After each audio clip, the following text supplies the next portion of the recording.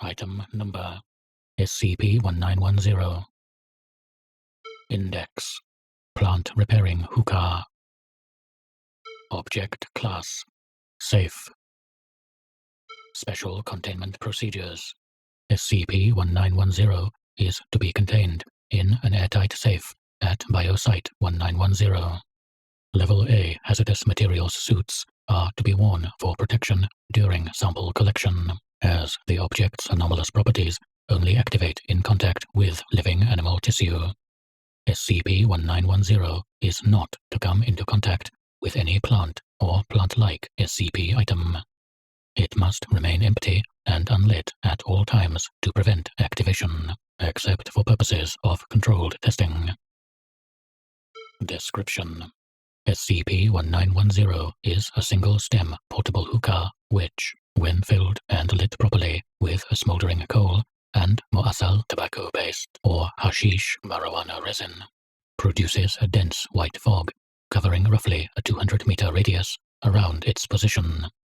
Whenever any living plant is damaged within this radius, the fog enters an active state, sublimating and absorbing soft tissue and bodily fluids from nearby vertebrates, which tints it deep red.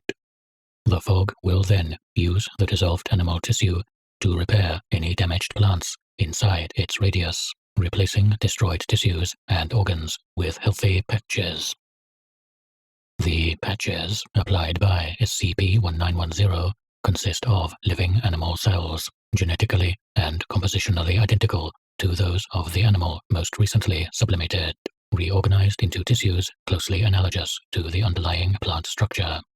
For example, during Test 1910-33A, SCP-1910 was activated by damage to the stem and leaves of a tobacco plant and reacted by absorbing a pig's forelimb.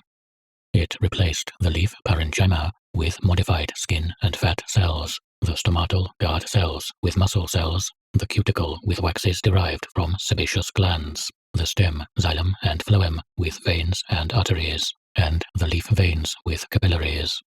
The resultant patches are fleshy and incapable of photosynthesis, although they do adequately replicate all structural and nutrient-conducting functions of the damaged tissue.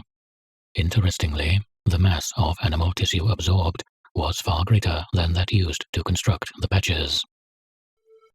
Note: see Test Log 1910 and Document 1910-YT12 for a summary of and more detailed notes on the analogies observed in testing. Acquisition Log: SCP-1910 was first catalogued in 1964 after a minor media panic surrounding an incident in the town of Oregon. Eyewitnesses state that several environmental protesters had chained themselves to large trees at a logging site outside the town and began passing around a hookah.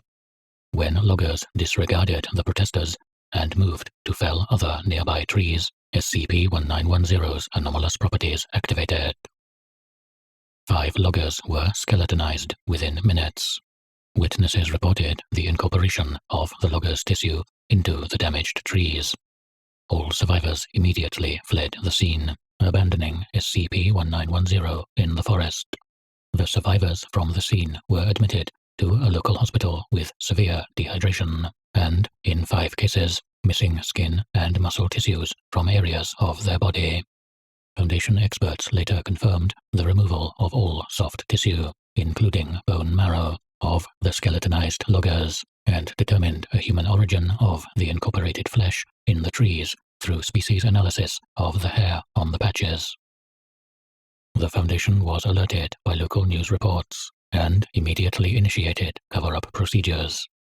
The loggers' deaths were explained as resulting from a gas leak from a cave in the nearby mountains, and the mass dehydration to the protesters' drug use. SCP-1910 was catalogued and contained. The affected plant matter was isolated at the newly designated Biosite-1910.